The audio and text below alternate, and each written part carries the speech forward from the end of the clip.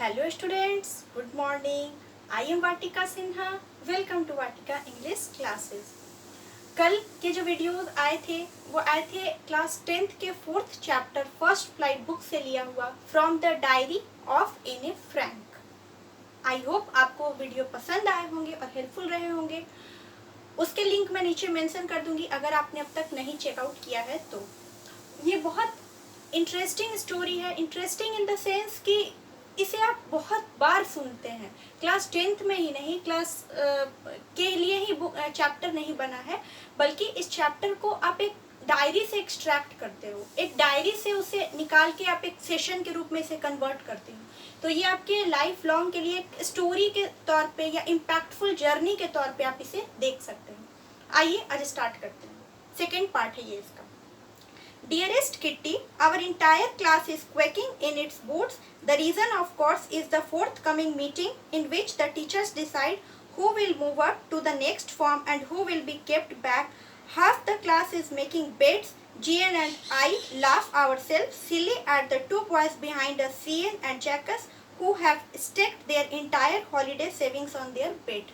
अब ये बताती हैं, एने फ्रैंक बताती हैं, इनके जो डायरी का नाम था मैंने लिखा था किट्टी। वो अपनी डायरी में इस चीज़ को लिखती हैं और बता रही हैं कि जहाँ पे वो पढ़ती हैं उस स्कूल में ये और इनकी दोस्त दोनों बहुत हंस रही हैं। हंस क्यों रही हैं? आज पूरा क्लास बहुत ज़्यादा दुख में है या यूँ कहे तो टेंशन में है। वो इसलिए है क्योंकि आज क्लास में एक रिजल्ट आने वाला है। उस रिजल्ट पे ये डिक्लेयर होगा कि कौन से बच्चे नेक्स्ट क्लास में फॉरवर्ड करेंगे, कौन से इसी क्लास में रखे जाएंगे।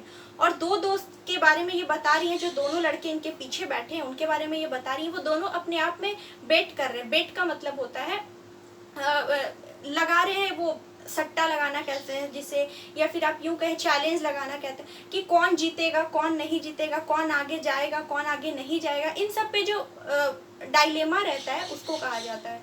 तो ये काफ़ी हंस रही है इन बातों पे और इनको ये भी लगता है कि पूरे क्लास में 1/4 बच्चे जो हैं वो काफ़ी डरे हुए हैं, उनको इसी क्लास में रख देना चाहिए, वो सारे बेवकूफ़ हैं, उनका ऐसा सोच है। लेकिन कोई टीचर को तो जानता नहीं है। From coming tonight, it's you are going to pass. No, I am not. You are no, I am not. Even S pleading glances at my angry outburst can't calm them back. If you ask me, there are so many dummies that out a quarter of the should be kept back. But teachers are the most unpredictable creatures on the earth. ये बता रही हैं कि सारे बच्चे इसी उलझन में कौन जाएगा आगे कौन नहीं जाएगा, सब एक दूसरे पे सोच रहे हैं। लेकिन ये भी कहती है कि टीचर का कोई भरोसा नहीं है, अनप्रेडिक्टेबल होते हैं, मतलब कोई इनके बारे में कुछ प्रेडिक्ट कर ही नहीं सकता, अनुमान लगा ही नहीं सकता किसको ये आगे लेके जाएंगे, किसको ये इसी क्लास में रखेंगे। I am not so worried about my friends and myself. We will make it. The only subject I am not sure about maths. Anyway, we all we do is wait. Until then, we keep telling each other not to lose our heart. I get along pretty well with my all teachers. There are 9 of them, 7 men and 2 women. Mr. Casing, the whole Forge who teaches maths, was annoyed with me for ages because I talked so much. After several warnings, he assigned me extra homework, an essay on the subject, a chatterbox. What can you write about that? I had worry about that latter. I decided. I jotted down the title in my notebook, tucked it in my bag and tried to keep quiet. अब ये बोल रही है कि इनको अपने या अपनी दोस्तों की चिंता नहीं है, वो तो पास कर जाएंगे। इन्हें बस एक ही सब्जेक्ट में थोड़ा डर लग रहा है, वो है मैथ्स इनका वीक है, लेकिन फिर भी वो इसमें पास कर जाएंगी। लेकिन डर इसलिए है कि इनके स्कूल में 9 टीचर्स हैं, मतलब इनके सिलेबस वाइज, जिसमें 7 जो है वो मेल टीचर्स हैं, 2 फीमेल टीचर्स हैं। अब इनको डर इस बात का है कि जो मैथ्स के टीचर हैं मिस्टर केसिंग जिनका नाम है, वो इनसे काफ़ी एनॉयड रहते हैं, दुखी रहते हैं, क्योंकि ये बात बहुत ज़्यादा करती हैं। तो इनको एक टॉपिक देते हैं लिखने के लिए, chatterbox. That evening, after I had finished the rest of my homework, the note about the essay caught my eye. I began thinking about the subject while chewing up the tip of my fountain pen. Anyway, could ramble on and leave big spaces between the words. But the trick was to come up with convincing arguments to prove the necessity of talking. I thought, and suddenly I had an idea. I wrote the 3 pages Mr. Casing had assigned me and was satisfied. I argued that talking is a student's trait and I would do my best to keep it under control. From the diary of Anne Frank, but that I would never be able to cure myself of the habit since my mother talked as much as I did, not for more. And there's not much you can do about inherited traits. अब ये क्या करती हैं, जब ये सारी पढ़ाई कर लेती हैं तो ये देखती हैं कि इनकी नज़र जाती है कि अभी इनके होमवर्क बाकी हैं, और वो होमवर्क बेसिकली है चैटर बॉक्स टॉपिक पर लिखने के लिए जो इनके टीचर्स इसको असाइन करते हैं. ये एक बार के लिए सोचती हैं कि भर देते हैं, कुछ यूं ही दूर दूर पे लिख देंगे, जैसे बच्चे आमतौर पे हम लोग ऐसे लिखने में क्या करते थे, दूर दूर लिखते थे पेज भरने के लिए. ये एक बार के लिए सोचती हैं, फिर सोचती हैं नहीं, टीचर को आंसर करना होगा अपने वर्ड में कि बात करना क्यों अच्छा है, ज़्यादा बोलना क्यों अच्छा है, चैटर बॉक्स होना क्यों अच्छा है. तो ये क्या करती हैं, उसमें मेंशन करती हैं कि ये एक स्टूडेंट की हैबिट है, वो बात करे, वो सवाल करे, वो स्टूडेंट के जीन्स में होना चाहिए, वो हैबिट में होना चाहिए. और सबसे महत्वपूर्ण बात, मेरी माँ बहुत ज़्यादा बातें करती थी, तो ये इनहेरिटेड है मेरे में. मेरी माँ बात करती थी तो मेरी नानी माँ बात करती थी, मतलब ये मेरे में आया है. तो ये चीज़ कोई ख़त्म नहीं कर सकता. अगर कोई चीज़ हम इनहेरिट करके आए हैं इस दुनिया में तो वो चीज़ें मिटाई नहीं जा सकती. तो हम इसमें या आप इसमें कुछ नहीं कर सकते. मैं तो बातूनी हूँ. Mister casing had a good laugh at my arguments, but when I proceed to talk my way through the next lesson, he assigned me a second essay. This time it was supposed to be an incorrigible chatterbox. I handed it in, and Mr. Casing had nothing to complain about for two whole lessons. However, during the third lesson, he would finally had enough. Anne Frank, as punishment for talking in this class, write an essay entitled "Quack Quack Quack," said Mistress Chatterbox. अब क्या होता है, ये दूसरी बार भी ऐसे लिखने को देते हैं, फिर वही बात लिखते हैं और इनके आर्ग्यूमेंट्स पे टीचर को काफ़ी हंसी भी आती है. तीसरी बार वो बहुत परेशान होकर इनको ऐसे लिख के देते हैं, "Quack Quack Quack," said Mistress Chatterbox. मतलब इस तरह से वो इनको लिख के देते हैं.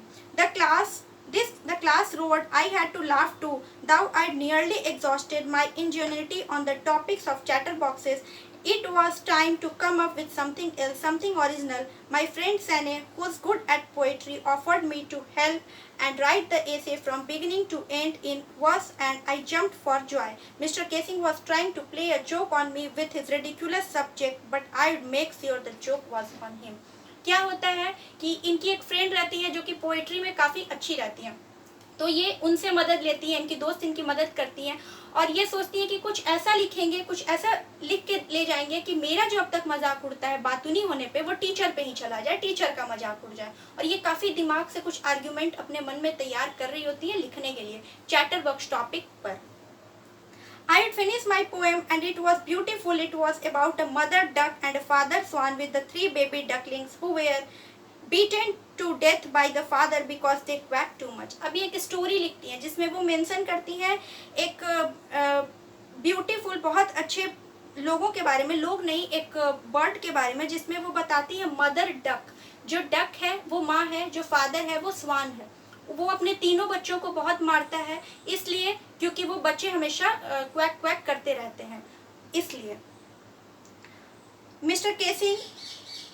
Luckily, Mr. Casing took the joke the right way. He read the poem to the class, adding his own comments, and to several other classes as well. Since then, I have been allowed to talk and haven't been assigned any extra homework. On the contrary, mister casing always making the jokes this days. अब क्या होता है कि ये जो letter लिखती, ये जो ऐसे तैयार करती, पैराग्राफ लिखती हैं, वो इसमें बता देती हैं कि जो पिता है अपने ही बच्चे को मार देता है क्योंकि वो बच्चे बहुत ज़्यादा बातूनी रहते हैं.